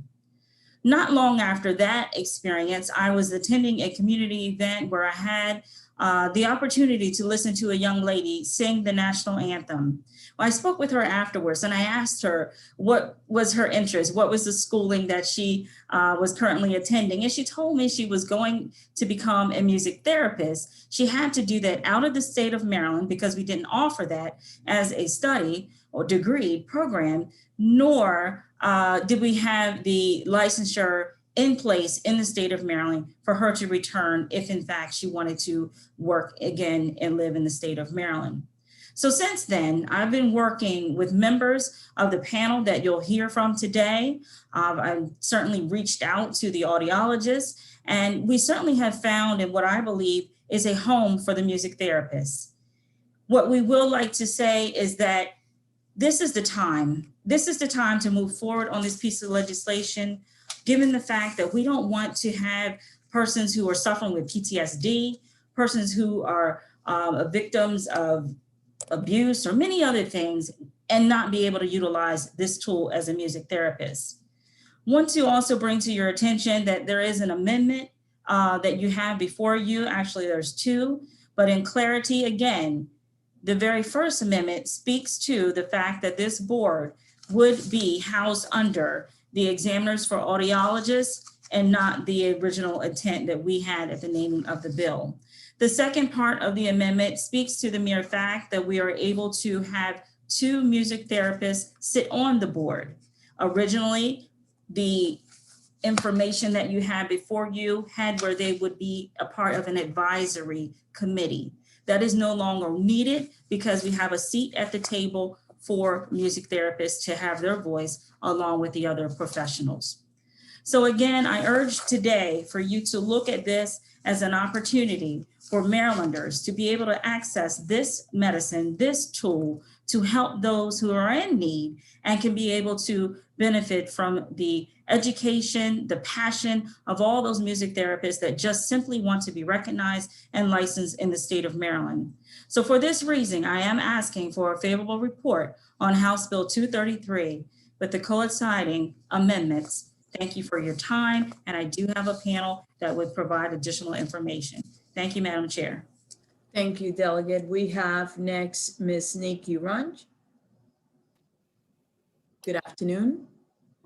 Good afternoon. Madam Chair, members of the committee, my name is Nikki Runge.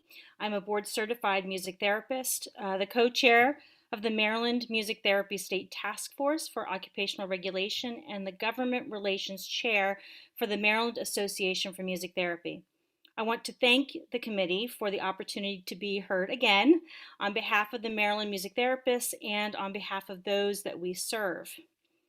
Our goal has always been and continues to be to increase access to music therapy services and to assure that these services are provided by qualified professionals who have completed the education, clinical training, and the continuing education required of board certified music therapists. You have heard in the past as we've tried to educate about music therapy, so we are not new to this board or to this committee. So I wanted to take the time today to highlight the COVID-19 response from Maryland music therapists. A national COVID-19 survey was conducted in 2020 and found that in Maryland, 2/3 of music therapists who responded were considered essential workers. Music therapists continue to serve Maryland's most vulnerable citizens through the continuation of in-person sessions and telehealth. Music therapists across the state were able to safely adapt in the moment to continue to provide services based on clients' needs and the current level of COVID restrictions.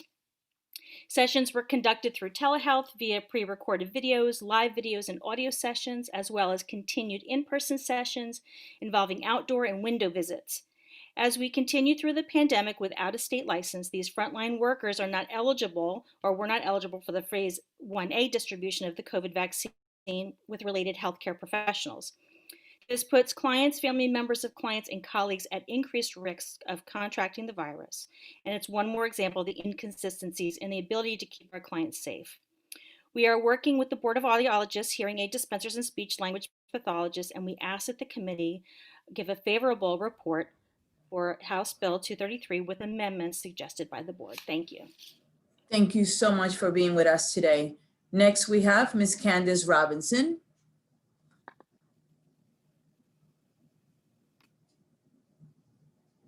Good afternoon, Ms. Robinson. I'm sorry, I was muted.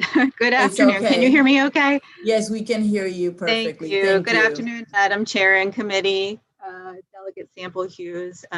Very happy to be here. I am Candace Robinson. I'm the Executive Director of the board, the State Board of Audiologists, Hearing Aid Dispensers, and Speech Language Pathologists. And I am also an audiologist by profession.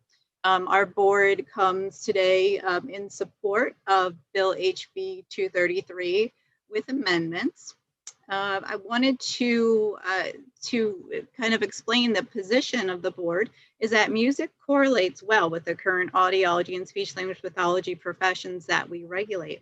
Particularly, music can be used to help those with various brain injuries and disorders that affect sensory and motor skills. Examples of such disorders include patients with Alzheimer's disease, Parkinson's disease, stroke, and autism, all patients whom speech language pathologists serve as well. Music can also be used with patients suffering from tinnitus or tinnitus.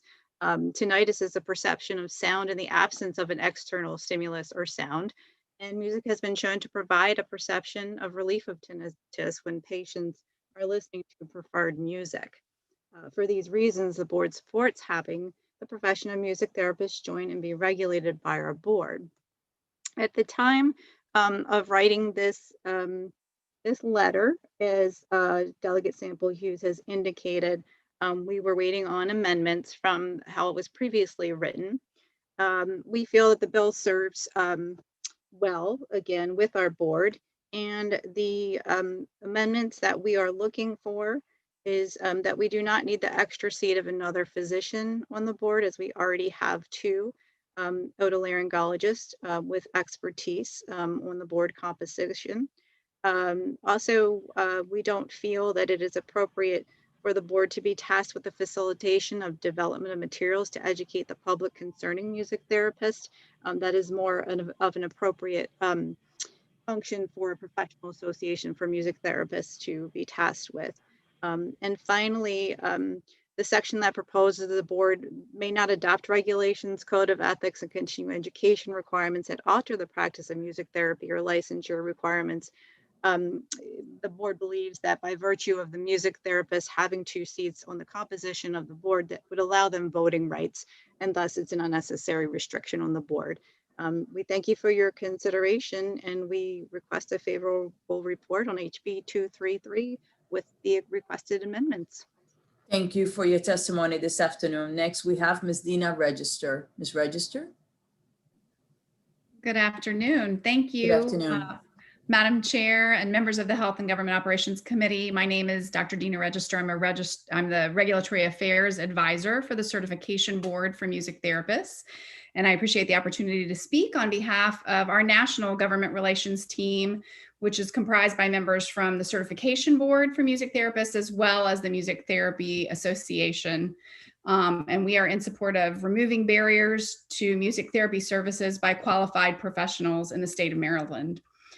Despite the numerous health, economic, and social challenges of the previous year, music therapy remains an essential service for clients, family members, and healthcare providers as they navigate myriad challenges.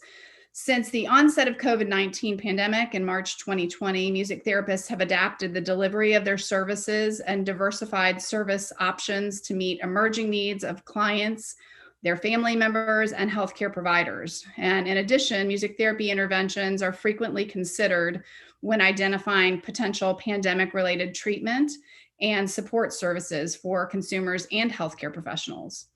In response to a national survey that was sent to music therapists in June of 2020, almost 2/3 of the respondents indicated that they've added telepractice as a service delivery option, the vast majority of which are live virtual music therapy sessions. This has not only allowed for continuity of services, but has also enhanced therapeutic outcomes and improved family involvement in their loved one's progress. The majority of the survey respondents, 75% of them, agree that the clients are responding positively to telepractice music therapy services. And in fact, some reported that certain clients are thriving in ways that did not happen when seen in person. Many respondents noted family members are more involved during the sessions and can witness the work and change that occurs when clients are engaged in music therapy. And the survey results also indicated benefits for healthcare providers. Music therapists are supporting their coworkers in inpatient and residential settings, so hospitals, long-term care facilities, who express the joy and gratitude for the connections made through shared musical experiences during a period of increased isolation and certainly stress. Officially recognizing the profession. Can you start to wrap up, please? Your time is up. Just wrap okay. it up. Thank you. So we would appreciate an affirmative response to this bill that has been raised again. Thank you so much for your time. We really appreciate it. So next, we actually have questions. And for our members, please use the icon under the participant.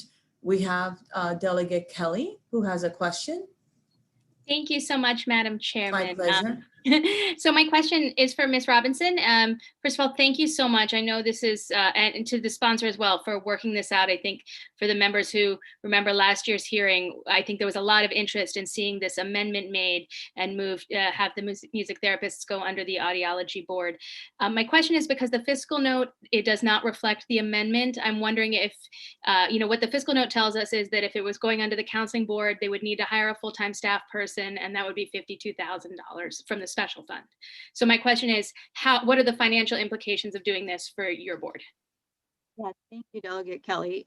We feel that because we are giving the music therapists 2 seats on the composition of our board, they will be included in our board meetings. There are currently about 140 to 150 music therapists in Maryland, and we do not feel that that would be an extra burden on our staff to process their applications.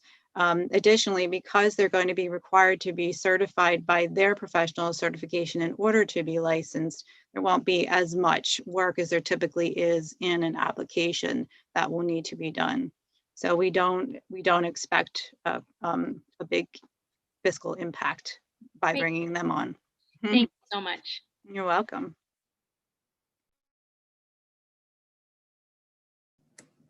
I see no other questions from our members. Thank you so much for being with us today.